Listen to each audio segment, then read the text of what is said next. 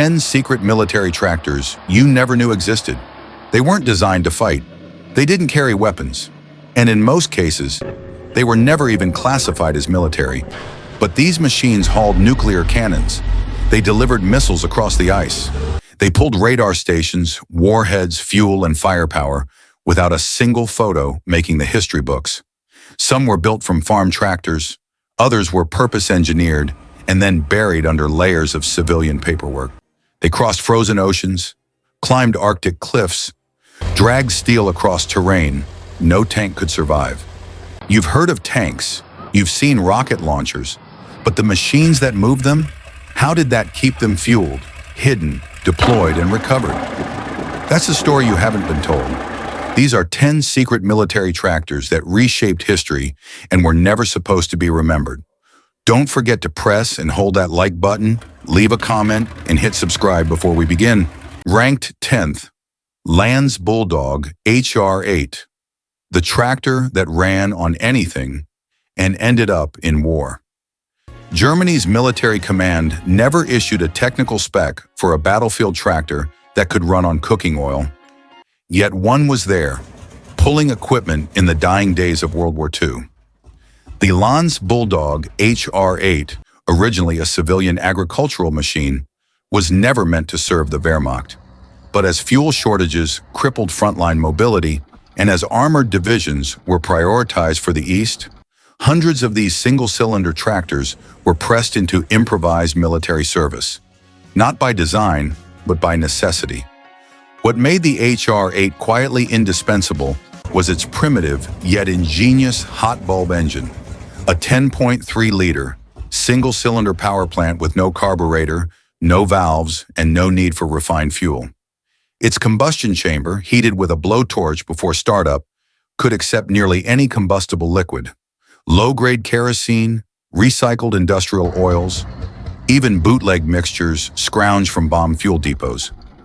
In a logistical collapse, the HR8 became more valuable than any tank that couldn't start. Slow and loud with a top speed under 17 kilometers per hour and a weight of nearly 4 metric tons, the Bulldog couldn't keep up with military convoys. But it didn't need to. It moved alone, between airstrips and bunkers, towing light artillery, portable radar units, and fuel drums across cratered back roads. Especially in Norway and occupied France, where rail lines had been destroyed and trucks were stranded. It had no armor, no military markings, but it showed up in supply manifests from Luftwaffe operations in 1944 to 45, often listed simply as civilian agricultural vehicle, requisitioned. Fewer than 4,000 Lanz HR8 units were ever built, most between 1934 and 1955. Of those, only a small number were drafted into wartime service, and even fewer survived long enough to be documented. Their presence was so unofficial that many historians overlooked them entirely when cataloging Germany's military machinery. But for the engineers who kept the war machine running behind the front lines, the HR8 wasn't a farm tool. It was a lifeline. The tractor that didn't care what fuel you gave it or what uniform you wore. Today, its silhouette remains in a few German museums, restored to civilian trim. But its role in wartime logistics remains one of the least acknowledged and most quietly critical uses of a tractor during a modern war. Ranked 9th, DT-54, the tractor that wasn't military until it had to be. It didn't wear a uniform, it carried no insignia, and it was never officially listed in any Soviet military catalog. But for 3 decades, the DT-54 was there, in every frozen supply depot, artillery rear zone, and radar outpost east of the Urals, a civilian machine by design, yet one of the most silently deployed tractors in Cold War logistics. First produced in 1949 and built across 3 plants, Stalingrad, Kharkiv, and Altai, the DT-54 was intended for one thing: mechanizing Soviet agriculture. It had no glamour, no speed, just a 4-cylinder diesel engine producing 54 horsepower, running 5 forward gears, and weighing over 5.4 metric tons. Its maximum speed was under 8 kilometers per hour, but what it lacked in performance, it made up for in something far more valuable to military planners: endurance under extreme conditions. As Cold War tensions rose and military operations moved deeper into Siberia, Central Asia, and Arctic logistics corridors, the DT-54 was pressed into roles no one planned for. Fuel convoys needed movement, artillery needed towage. Radar units needed to be repositioned across terrain where no truck could pass. Tracked, slow, and simple, the DT-54 became the unmarked workhorse of Soviet logistics. It hauled cable drums, mobile kitchens, crates of ammunition, even field-deployed nuclear sensors, without any structural modification. What kept it out of the record books was what made it irreplaceable. It looked harmless. A tractor, not a tank. A tool, not a threat. But in regions where temperatures fell below -40°C, where repair parts took weeks to arrive, and engines had to start after nights buried in ice, the DT-54 kept moving. Its engine was overbuilt. Its controls were crude but field serviceable. It could be repaired with a hammer and an oil can, and run on fuel that would cripple Western machines. No formal branch claimed it. No parades featured it. But in declassified maintenance logs and forgotten storage yards, it appears over and over as tractor requisitioned for extended field support. It was never armored. It never fired a round, but it made artillery fire possible. And for that, the DT-54 holds a place on this list, not because it was built for battle, but because war made use of whatever would move. Today, a few remain in working condition, mostly in rural Eastern Europe, the Caucasus, or behind fencing at agricultural museums. Most are rusting into the earth. Few will ever know they helped hold together the logistics backbone of the largest military-industrial complex of the 20th century. Ranked 8th M4 high-speed tractor, the artillery engine no one talks about. It had no armor, no gun turret, and no presence in frontline newsreels. Yet the M4 high-speed tractor was one of the most relied-upon machines in the Allied war machine, not because it led attacks, but because it quietly moved the weapons that made victory possible.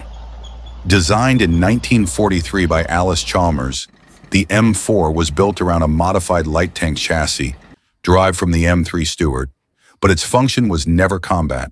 Instead, it was purpose-built for one job: towing heavy artillery fast.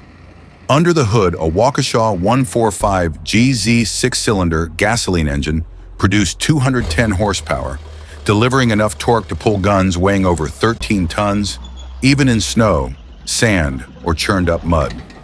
Its speed, at nearly 33 miles per hour on the road, was unprecedented for an artillery hauler.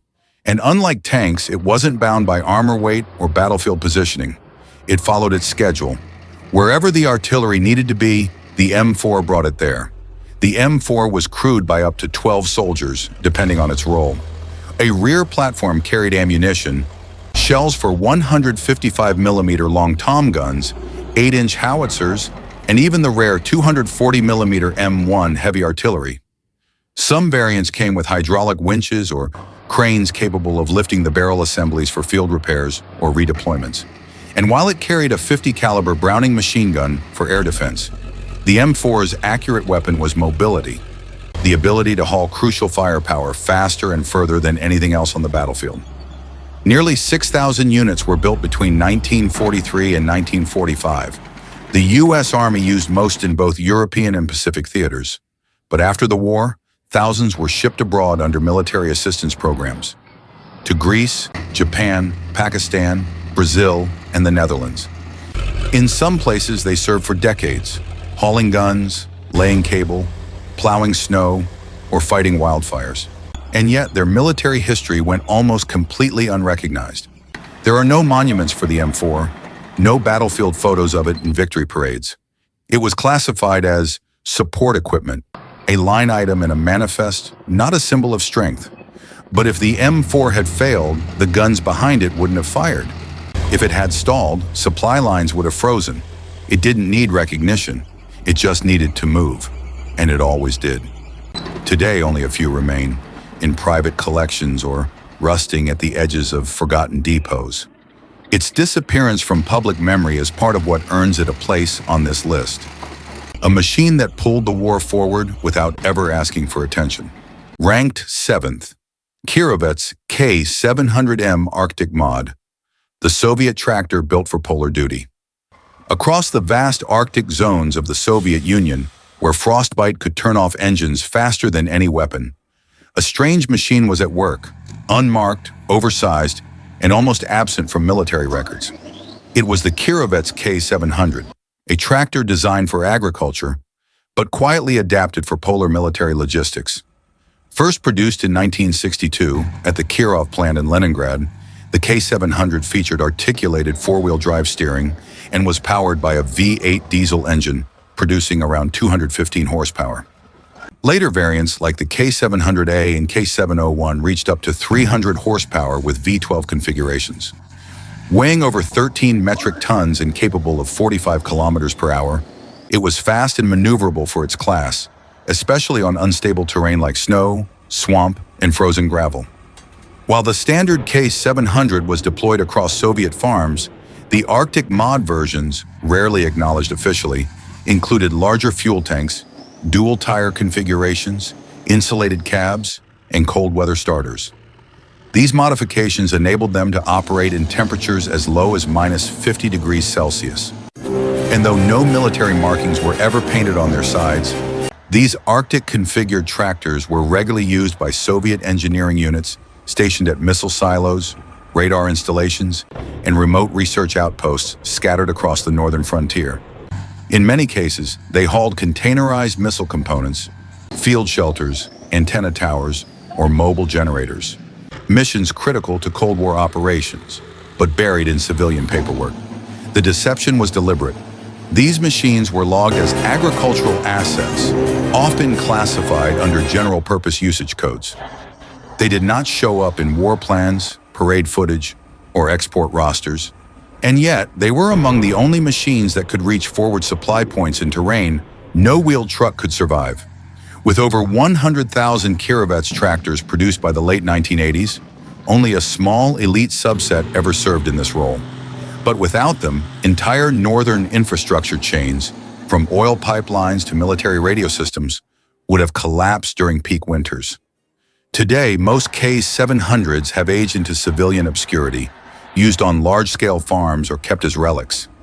Arctic mod variants are nearly impossible to find, with no surviving examples in open military museums. Their story remains undocumented, not because they failed, but because they were never supposed to be noticed. And that makes them a perfect entry on this list. Tractors that never looked like soldiers, but helped win a logistical war in the most unforgiving climate on Earth. Ranked 6th, M8A1 High-Speed Tractor, the Cold War's unseen heavy hauler. In the early months of 1950, American engineers in Germany quietly deployed a tracked prime mover, so powerful and discreet that it never appeared in battlefield footage or armored vehicle registries. That vehicle was the M8A1 high-speed tractor, developed from the failed T-42 prototype and built on the M41 Walker Bulldog chassis. It sported a Continental AOS-89 5.3/6-cylinder air-cooled petrol engine, generating over 210 horsepower, enabling road speeds up to 64 kilometers per hour and ranges nearing 290 kilometers. Despite its origins, the M8A1 was never designed to fight. It was intended to tow and tow far. Weighing nearly 25 tons, it hauled heavy artillery like the 75mm Skysweeper anti-aircraft gun, 155mm Long Tom, or 240mm howitzers, often accompanied by a crew of 12, ammunition storage, and a 50 caliber M2, Browning mounted atop the cabin solely for local air defense. Some units even carried a hydraulic M5 dozer blade or 20-ton winch, essential for unloading oversized ordnance or clearing terrain. Over 480 M8A1 units were built from 1950 to 1955, entering service in the U.S. and Allied forces across Germany, Japan, Brazil, Pakistan, and others. But the M8A1 never wore national camo. It was never listed in tank inventories. In NATO logistics logs, it was filed as prime mover or heavy tractor, effectively hiding in plain sight. Its secret value lay in its capacity to move artillery and crews at speeds faster than many armored columns. It bridged the gap between static firepower and mobile warfare without ever firing a shot. When cold roads froze trucks in their tracks, or lightweight carriers failed beneath gunweight, the M8A1 simply kept going.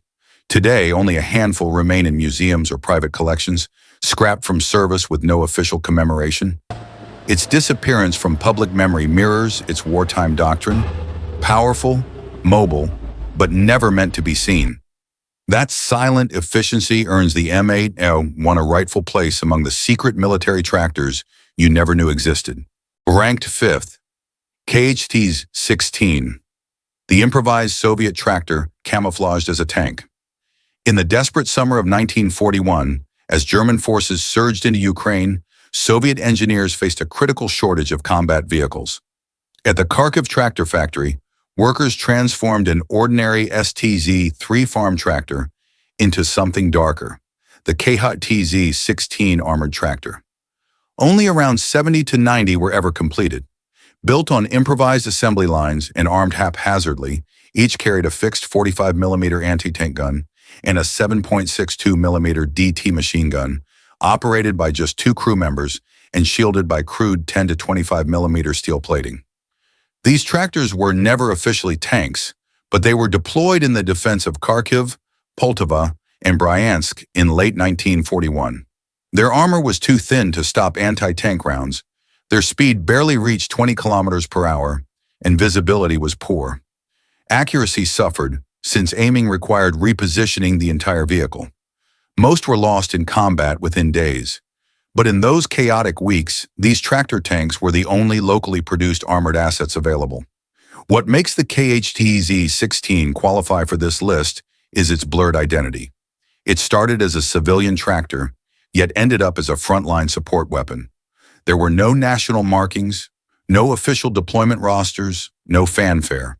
In internal Soviet records, they were described as urgent requisitions of agricultural machinery. Yet survivors recount seeing them push ammunition crates, tow light artillery, or act as mobile strongpoints in urban streets under shell fire. Production plans called for hundreds. Real output stopped when Kharkiv fell and the plant evacuated eastward. The remaining tractors were scavenged or captured. Many were abandoned and photographed by Axis troops as curiosity artifacts, not battlefield hardware. Today, no museum restores an authentic KHT-16. A few remnants exist as relics, but few know they once carried more firepower than any standard tractor. That contradiction, civilian beginnings, wartime improvisation, unrecorded deployment, makes the KHT-16 a perfect fit for secret military tractors you never knew existed. Ranked 4th, Vityaz DT-30PM, the amphibious giant that silently moved armies in the Arctic. Deep within the vast tundra and frozen river valleys of northern Siberia, a dual-tracked engineering beast carried loads no wheeled truck could touch. The DT-30PM Vityaz, developed in the early 1980s by the Soviet Design Bureau in Ivanovo, was a massive articulated crawler system weighing nearly 60 metric tons, powered by 2 diesel engines totaling 660 horsepower and capable of hauling 30 tons of cargo across ice, tundra, deep snow, or thawing spring terrain. Although initially conceived for civilian roles, oil field supply, pipeline support, rescue operations, the DT-30PM entered discreet military service in Arctic bases, missile sites, and remote radar installations. Its unmatched mobility and payload made it ideal for transporting missile components, portable shelters, fuel modules, and bridge spans over ice rivers. No military designation was ever issued. Its operations were logged under civilian vessel registrations. And yet, throughout the 1980s and 1990s, it became the uncelebrated backbone of logistic networks in Cold War northern zones. The Vityaz moved where conventional vehicles failed. With a top speed of around 40 kilometers per hour on hard ground and 15 kilometers per hour across snow, it did not rely on paved roads. Its tracked modules allowed it to float over marsh, ice, and quicksand with minimal ground pressure, about 0.12 kilograms per square centimeter, half the pressure of a standard tank track. It could traverse water obstacles up to 1 meter deep, making it invaluable in river delta zones. Despite producing fewer than 500 units, the DT-30PM's role was disproportionately vital. When Soviet Arctic bases required resupply, the Vityaz was the only machine capable. Images remain rare, and depots often camouflage their components to mask their military use. Post-Cold War, some units transferred to civilian operators in Canada, Finland, and remote Russian logistics firms. But Arctic-specific military use faded without acknowledgement. Today, surviving DT-30PMs are kept in specialized cold regions, museums, or scrapped after decades of service. What earns the DT-30PM a spot on this list is its quiet dual life. Civilian paperwork by day, classified logistics mover by necessity, never credited, seldom recognized. It didn't look like a secret weapon, yet it hauled some of the Cold War's heaviest loads through terrain no one else could cross. And that silence was part of its strength, making the Vityaz DT-30PM a tractor the world never thought existed, until now. Ranked third, atomic anti-tow tractors, the stealth tractor that moved a nuclear gun. Two massive tractors, painted in drab military gray, pulled a 280mm cannon capable of firing nuclear rounds. They were never tanks. They were never combat vehicles. They were simply heavy-duty tractors built for one singular, hidden purpose: to support atomic anti, the only nuclear-capable artillery ever deployed by the U.S. Army. The tractors, officially designated M249 tractor, front unit, and M250 tractor, rear unit, were constructed in limited numbers in 1953 by Alice Chalmers and Caterpillar. Each housed a robust 2,300 horsepower diesel engine, sufficient to haul the massive atomic cannon M65 and its support train across roads at just under 40 kilometers per hour, carrying shells weighing over 155 kilograms each. The pair hauled crates of nuclear projectiles, crew, fuel, and tow rigs across harsh terrain. Yet they never appeared in deployment brochures or weapons parades. Atomic Annie lived in secrecy. Only 8 complete M65 nuclear artillery units were ever built. Each required 2 tractors working in tandem, one pulling, one pushing or controlling the rear, linked via reinforced coupling bars. Inside their cabs, operators controlled both tractor power and artillery balance, taking care not to damage the cannon carriage or destabilize the nuclear pod during movement. Though designed for slow, protected movement under potential flash fire, the tractors were never armored. They carried no weapons, no radio encryption suites, and no nighttime stealth mode. Their only mission to haul America's nuclear deterrent across European highways and forward deployment areas without drawing attention. In documents, they were logged simply as prime mover for heavy artillery. When Cold War tensions eased in the 1960s, the atomic artillery project was shelved. The tractors were quietly decommissioned, some sold into civilian heavy-haul contractors or used for industrial towing. None were preserved intact alongside an M65 unit. Today, the tractors themselves are nearly extinct. Survivors appear only as rusting relics on private lots, disconnected from the cannon they once served. These tractors were never glamorous. They never carried medals. But in the theater of deterrence, they were the unacknowledged force, the stealth logistics that quietly enabled nuclear firepower. And that hidden support role earns them a spot on this list. Secret military tractors you never knew existed. Ranked second, Massey 535/Massey 537, the Soviet heavy lifeline that never fired a shot. When Cold War missile arsenals needed to move, nothing else could haul them. Enter the Massey 535 and its successor, the Massey 537, 8-wheeled Soviet prime movers engineered not for frontline glory, but for lifting strategic payloads that defined a nuclear age. The Massey 535 emerged in the late 1950s from the Minsk automobile plant, featuring an 8x8 layout, independent suspension, central tire inflation, and a powerful D12A diesel engine producing around 375 horsepower, capable of hauling up to 10-ton missiles or artillery systems at speeds up to 60 kilometers per hour across rugged terrain. That design laid the groundwork for the Massey 537, built from 1960 into the 1980s, powered by a 38.9-liter V12 producing 525 horsepower. Designed to tow loads up to 65 tons, including tanks, missile launchers, or industrial trailers across remote regions. It featured hydrodynamic transmission, power steering, self-locking differentials, a built-in winch, and amphibious-grade maneuverability across ditches and slopes, all without ever being designated a combat vehicle. These tractors were never tanks.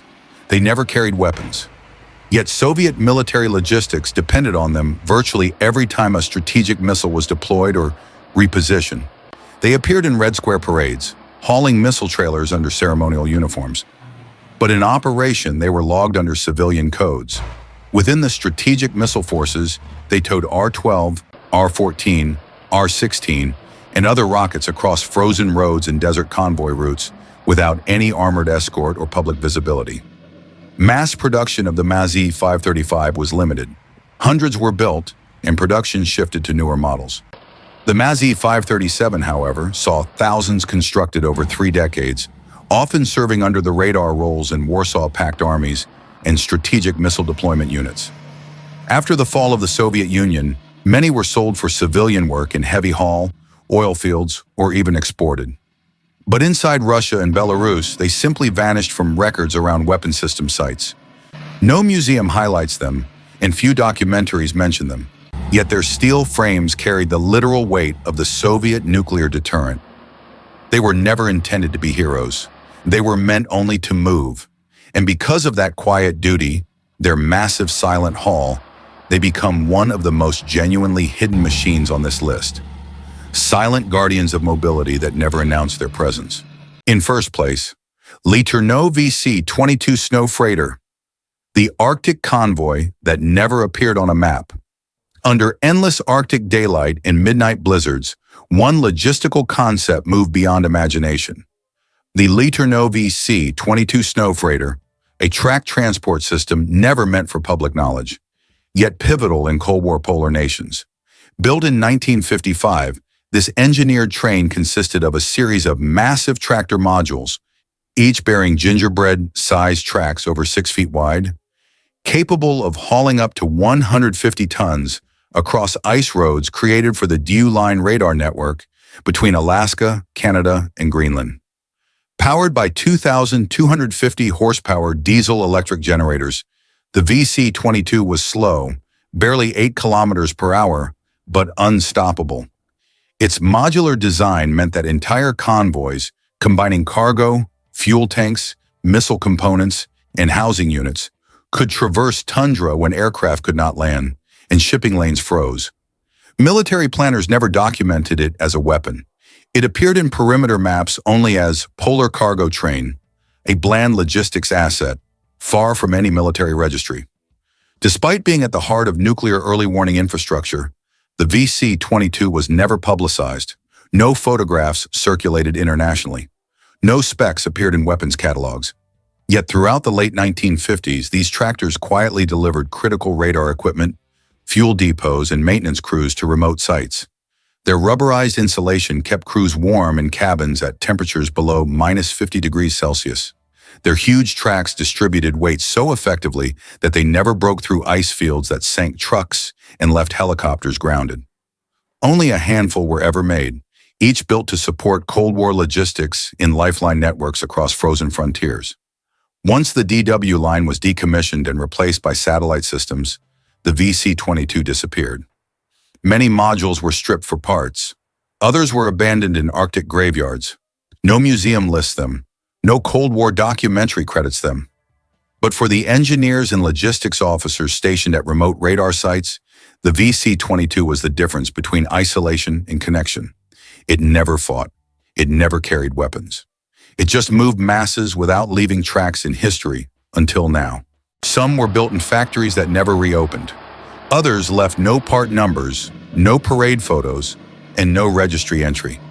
But every machine on this list carried something heavier than steel. Responsibility without recognition. They didn't wear armor. They didn't fire rounds. And yet they kept weapons moving, troops supplied, and systems alive, across mud, ice, jungle, and polar night. They were never called heroes. They were called prime movers, and then forgotten, until now. Let us know which one resonates with you in the comments, and don't forget to like and subscribe to our channel for more content like this.